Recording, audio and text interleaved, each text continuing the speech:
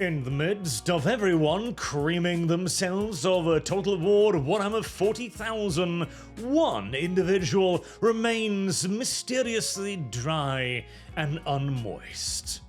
Wah, the Grinch. And hey, listen, in an environment, in a time and place in history where we know for a fact that Creative Assembly has had content creators on payroll to help fix bugs, somebody's got to be the Naismith, whilst everyone else who suspiciously just so happened to have visited CA's offices recently contribute the fluids. And I do suspect a lot of people might be getting ripped along in the hype simply for the hype of it, as I asked this question on my Twitter. Why aren't you uncritically hyped for Total War 40k? A quote, and then a bunch of reasons.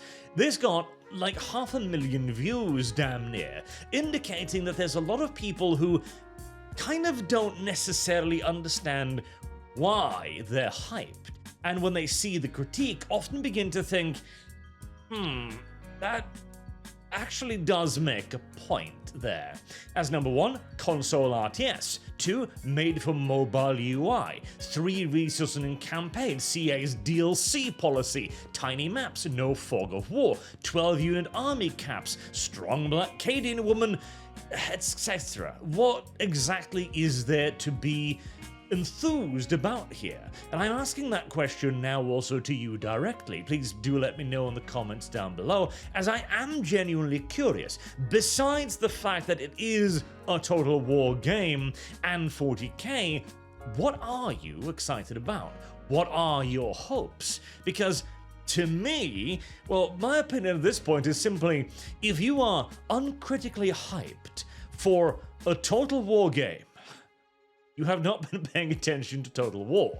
If you are uncritically hyped for a 40k game, you have not been paying attention to 40k. And if you are uncritically hyped for a combination of both of them,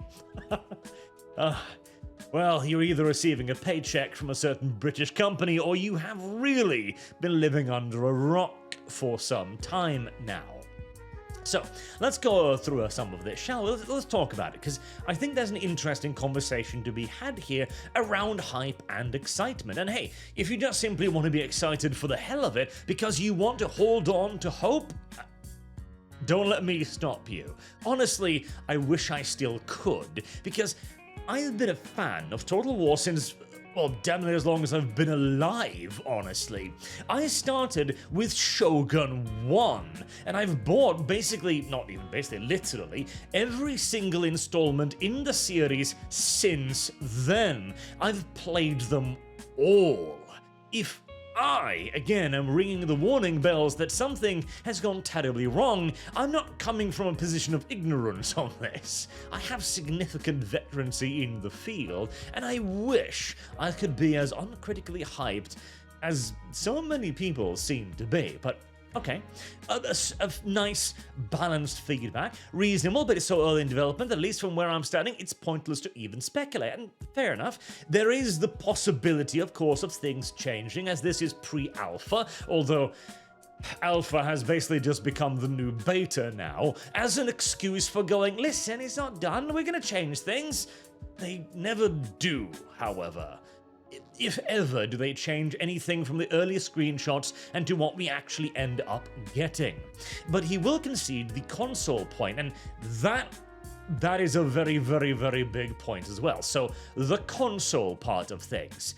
That is my first point and the most important point. Remember the brand new engine they talked about? Well, it is now confirmed that Total War Warhammer 40,000 will be on the new engine, the Warcore engine, and stop me if you've heard any of this before. It is the most advanced engine foundation in the franchise's history, empowering our developers with powerful tools to make gameplay more immersive, dynamic, and responsive than ever before. But it is important to highlight that this isn't a one-time upgrade. Our talented team have designed it with a long-term vision, so whilst it will be in its infancy at the outset, the intent is for it to evolve over time and unlock groundbreaking new capabilities that ensure Total War stays at the cutting edge of strategy gaming for years to come. If the ghost of Empire Total War is pressing its balls against your foreheads right now, I understand, because I feel the pressure too. This sounds exactly like when we were first introduced to Empire Total War. Oh, we're making a new engine. Oh, it's going to be incredibly flexible, modular. We'll be able to do all kinds of stuff with it. It'll be a jack of all trades. Oh, goody. Fantastic. It's not like that was the entire problem with the preceding engine, now was it? That it tried to do everything and simultaneously failed at all of it. And even in some of the interviews I've seen, people ask the question, okay, how are you going to do ranged combat? Because you've never done that well. It's like phalanxes with you. You've never actually managed to make them work. And the response is, well, there's more than ranged combat. They hit things too. Word for word, the response around Empire Total War. I swear to God. Okay, right, yes. There is melee in Warhammer 40,000. I even years ago made a video explaining the rationale behind it. But ranged is really goddamn important. Now, realistically, how are they actually going to do this? Well, simple. They're going to give bolters a 50 meters range. That's it. They're going to be glorified archers, and that is all they will ever be. Mark my goddamn words on that. Now, I do like, by the way, and I will give them praise for this, the fact that the Space Marine units are like 5 guys and an Orc squad is like 100 guys. That's good, because that does actually allow you to kind of sort of simulate the ability for a dude with a giant rapid-firing grenade launcher to decimate larger formations, but I don't trust Creative Assembly's ability to handle ranged combat well. And the fact that cover appears to simply be like zonal areas as well doesn't fill me with confidence. But the worst part of all, and yes, that isn't actually the worst part. The worst part comes now. And for the first time in franchise history, Walker opened the door for future Total War titles to launch on PlayStation and Xbox. Yeah, so forget Creative Assembly's history with the previous engine, forget the fact that this sounds a lot like that previous series of mistakes, and focus instead in on the fact that this engine was made for consoles. Think of all of the limitations that imply. Both for hardware, for graphics, for performance, for scale, and also for control as well. As a big reason why the UI looks the way it does is of course because on a console you are bound by a method of interaction with an interface significantly inferior to the good old-fashioned mouse, which is why we get the massive ass UI that we currently get. This should be the scariest part of all of this. A for-console, purpose-made engine. This is also, incidentally, probably the reason why we looked at the screenshots and thought, is that the new engine? And it just looks like, well, the previous one. No real discernible upgrades there immediately, visually, at least. But okay. Nightmare Engine aside, it could be good. Not going to, but it could. We've also got the other reactions, which is, well, cope, which is barely. We haven't seen anything yet. You can't judge from the screenshots we've gotten, from the things we've seen. Everything could change. And conclusions, not a single one. Console RTS, confirmed. Made for mobile UI, have you seen the screenshot? 2 recent campaign, confirmed. CS DLC policy, how the fuck? Jumping to conclusions. My Jesus. The Total War Warhammer series has $400 worth of DLC now.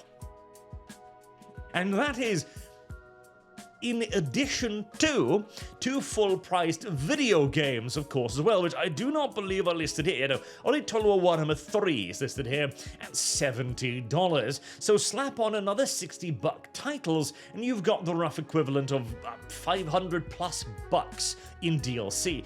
And I promise you right the fuck now, Total War Warhammer 40,000 is going to make that look like chump change. Oh my god.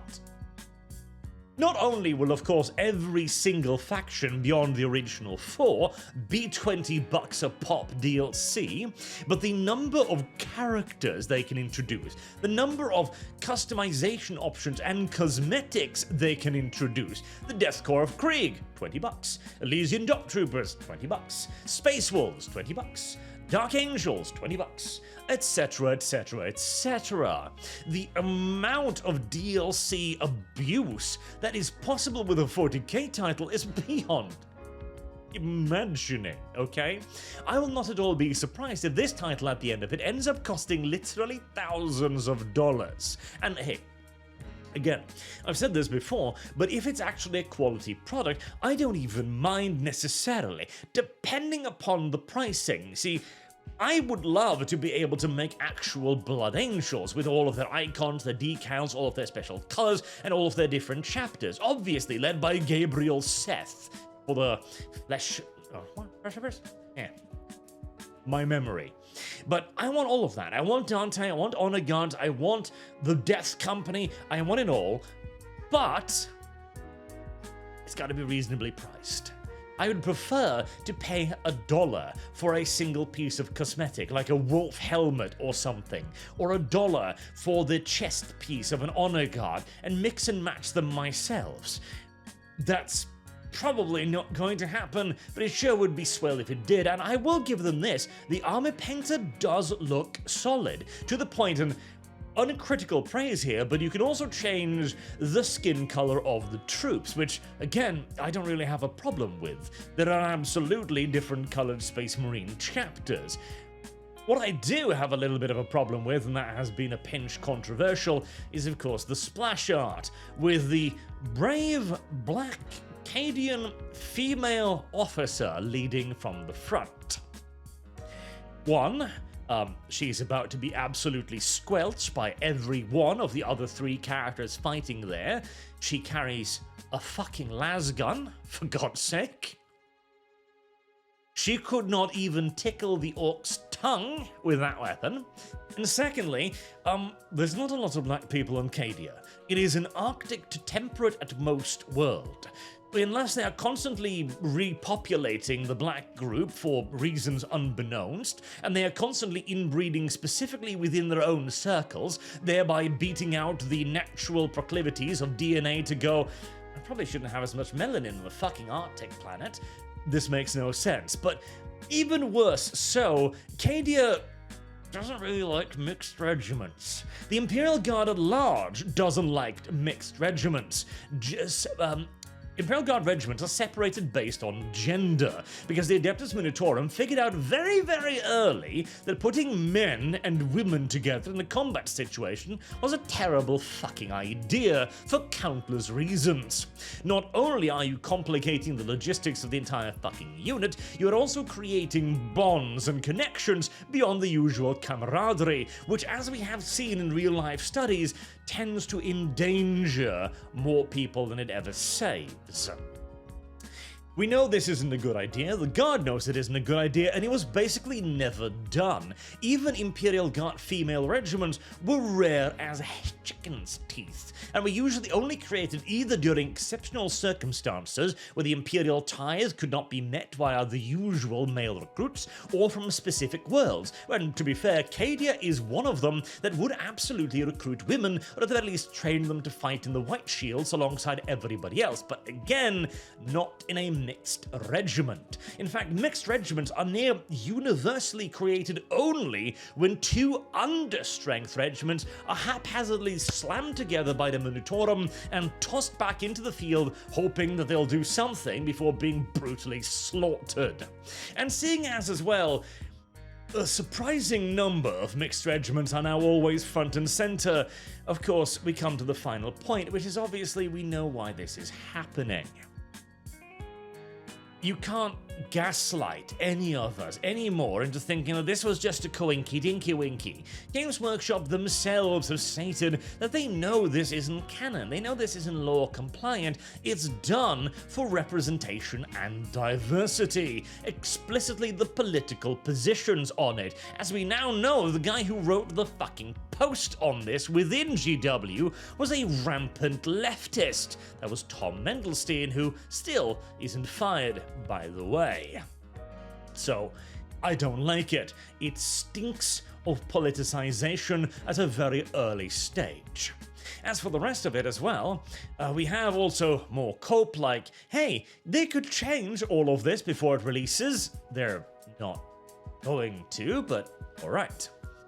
Let's look a little bit at the specifics. So, we have ships, though I am willing to bet right now there probably isn't going to be naval combat. Now, I'm basing that off two things. One, we've only seen single vessels so far, which could just be campaign markers for fleets, mind you, entirely possible. And two, Total War hasn't done naval combat since Attila?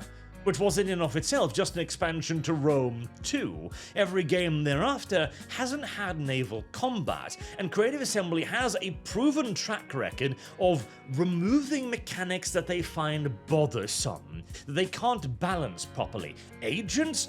Well, they're too difficult to balance. Ito Cheeto. Naval combat? Well, that's annoying too.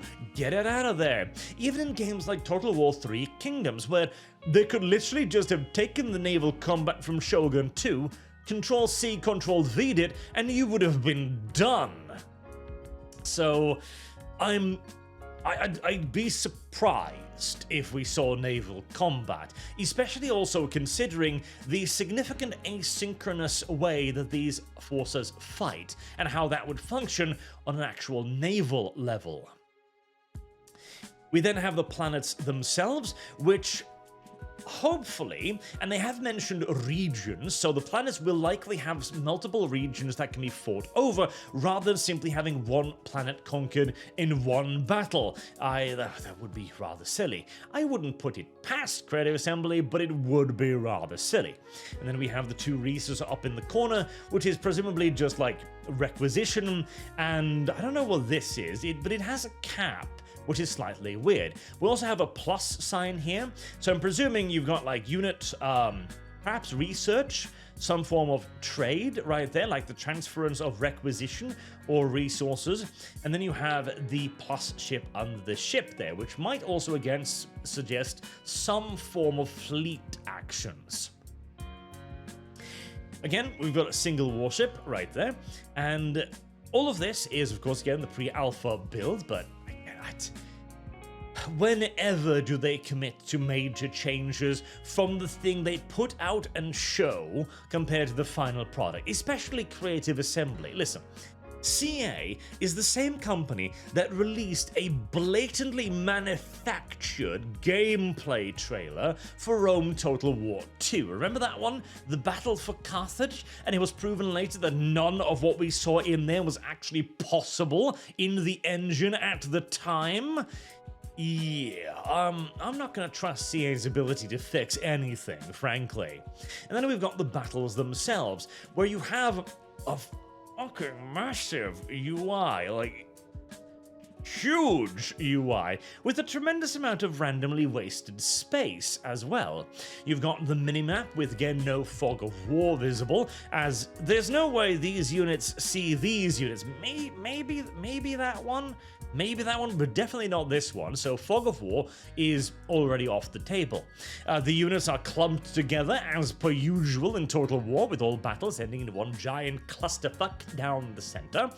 And you've got units stacked on top of each other. You even got examples of units shooting through other units here. Like, really? That seems a bit haphazard to me. As you can see, a muzzle flash there, and bullets or las bolts, presumably, flying straight past the Terminators. Really? You think an Imperial Guard regiment would go like, oh hey, Space Marines, and just blast through them willy-nilly? Questions of that aside, are friendly units not going to, obfuscate other units? Can we just shoot through them? Because that's weird, and would probably lead to even more blobbing, wouldn't it? But at the same time, simply taking your army and stretching it out across the map as if they were archers would be equally idiotic, I think. And this is another example of when Creative Assembly runs into a problem that they can't fix easily. See, one of the actually cool things about Empire Total War was that in theory, line infantry would have access to multiple ways of firing their weapons in fire drills. One of them would simply be that the front rank aims, front rank fires. The second would be the front rank fires, kneel, second rank fires. Then there would be advancing fire. Front rank fires, retreats, second rank moves forward, fires, third rank moves forward, fires, and even platoon fire, where sections within a larger unit fire, next section fire, reload, so you can have a rippling effect.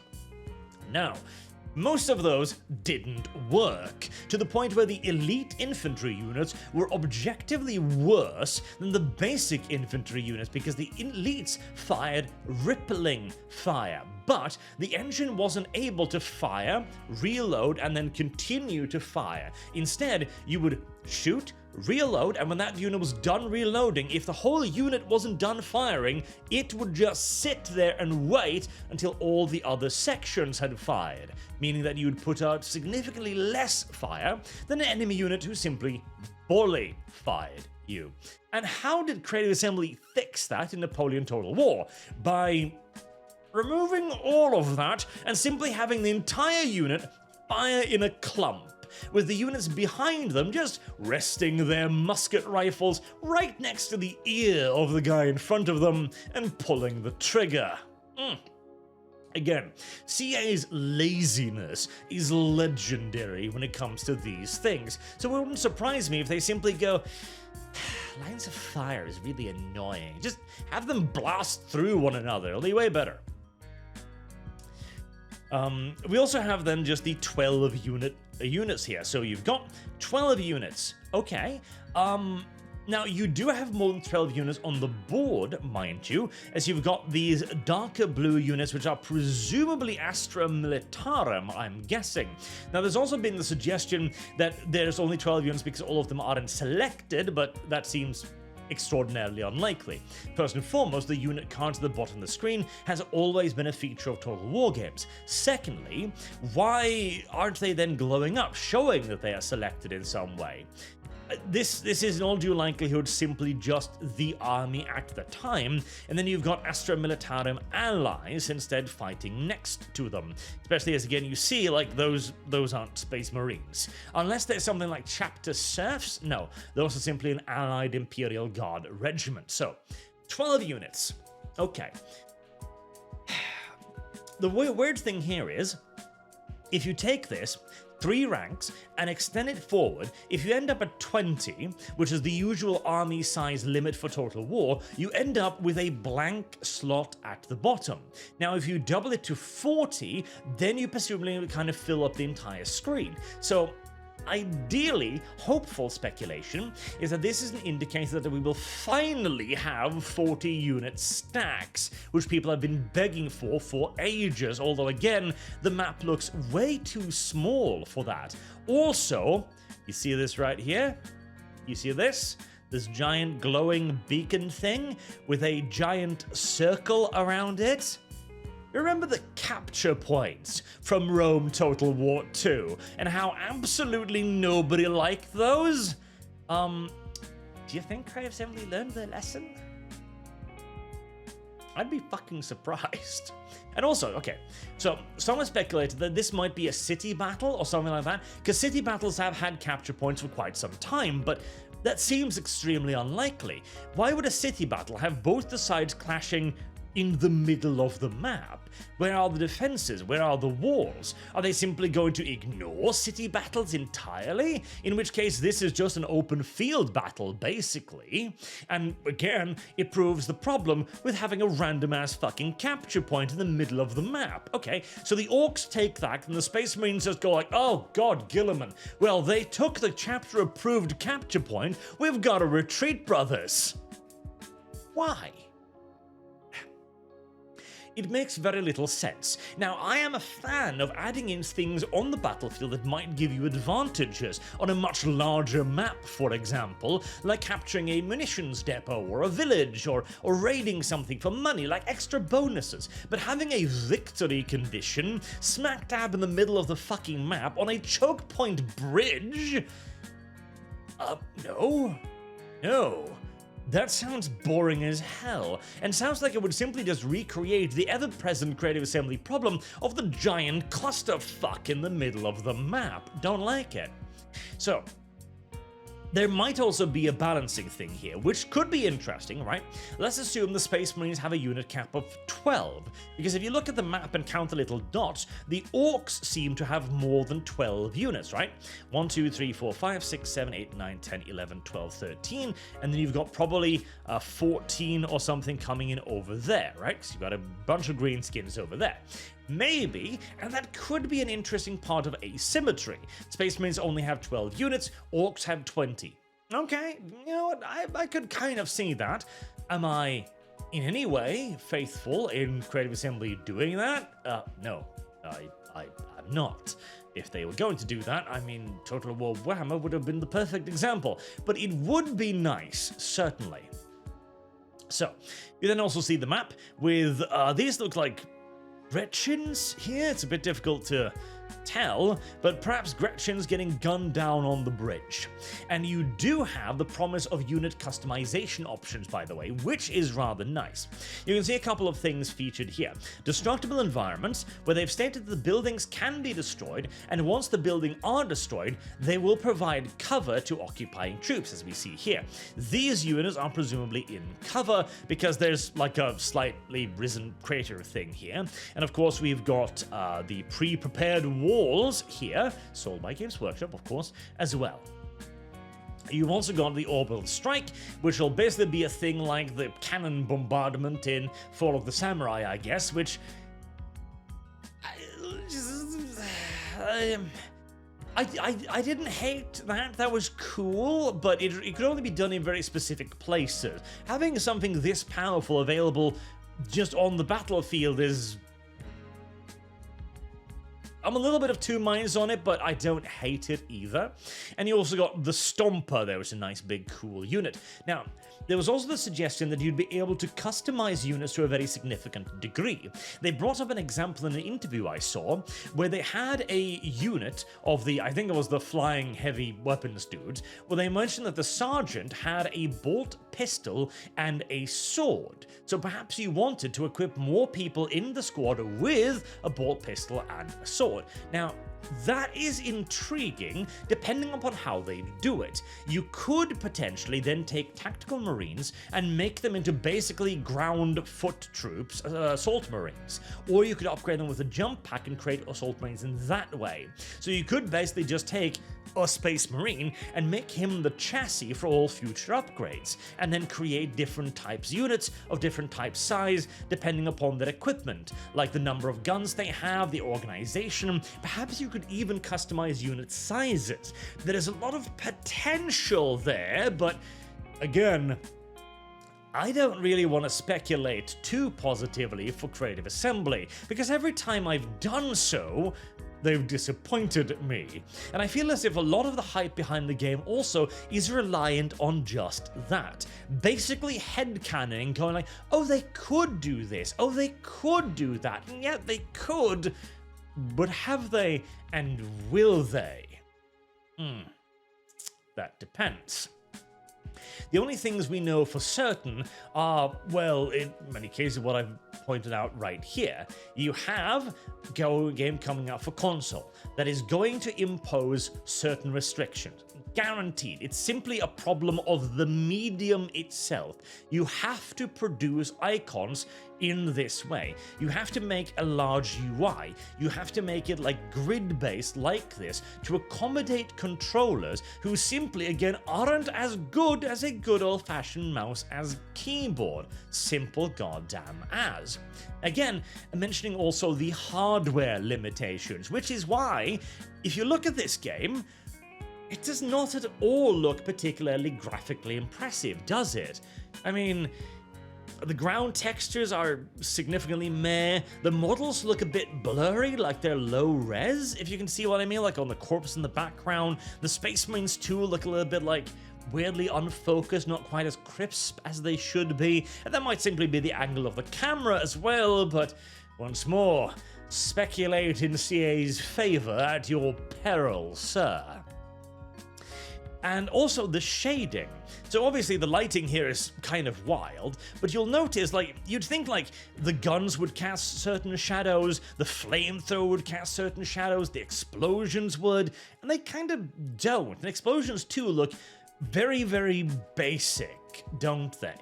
And all of this is going to probably come down to the limitations of consoles now. And no matter how you turn this, no matter how you slice it, the truth is that Creative Assembly and Total War have bound themselves to a platform that basically evolves on a hardware level once a fucking decade. Huh? It's not great. It's not great at all. Console RTS made for mobile, 2 resource and campaign, and if there was ever a moment to expand upon the admittedly historically bare bones resources and the grand campaign style of things, a galactic map would be it, wouldn't it? CS DLC policy, tiny maps, no fog of war, and 12 unit army cap, as far as we are aware, plus the usual politicking. And so, with all that in mind, I ask you yet again, why are you excited for Total War Warhammer? Is it because you have a headcanon theory? In which case, okay, cool, but how likely do you think it is? Is it because you are betting on future potential, like mods, which...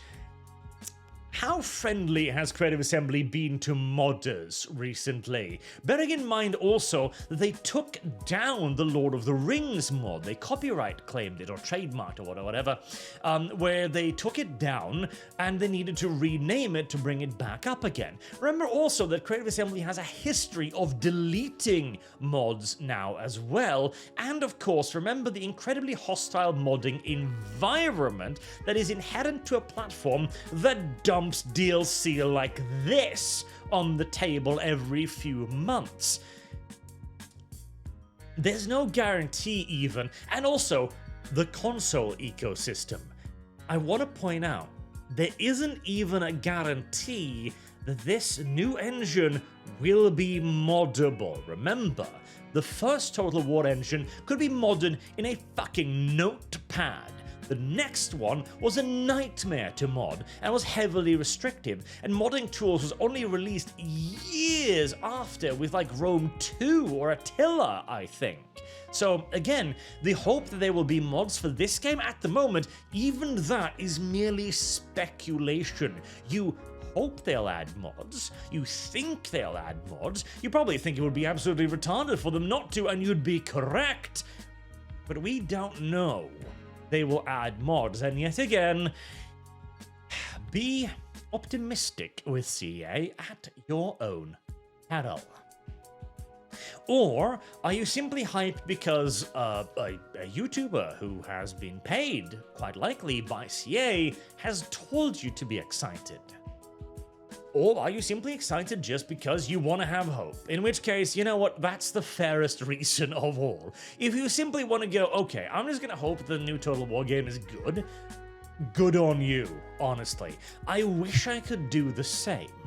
But after, what is it now, 20, 30 years of this? After each and every title somehow becoming a downgrade from the previous one ever since Medieval 2, it is very difficult to muster the same enthusiasm anymore, especially as so much of this feels a lot like Empire, which took, what, 10 years plus mods to become good? As Empire today is actually quite decent, and even then it still falls far short of its promise, but at least it's something, right? And if I may be candid for a moment as well here at the very end, I believe Creative Assembly needs a good, solid BAP. The only thing that has ever managed to make Creative Assembly turn course or reverse their ludicrous decisions, like overcharging on DLC recently, for example, is when they have received massive, concise, and violent backlash. That is the only thing that has ever affected them. Hell, it's the only thing that's ever affected any gaming company, full stop. And I do have a little bit of a hope that this might be that BAP. See, from my position, it's quite simple. If the game releases and it's amazing, fantastic. I will happily eat my words and admit that on this, Arch was wrong. If it comes out and it turns out that this is another Dawn of War 3 situation, well, maybe Arch has learned his lesson about letting Relic off so easily this time. We shall have to wait and see, and it's probably going to be a year or two anyway, so let's just simply rub ourselves up with patience and wait. Until then, and until next time, I've been Arch. Thank you very much for watching, and I do hope to see you all again soon. Till then, have a good day.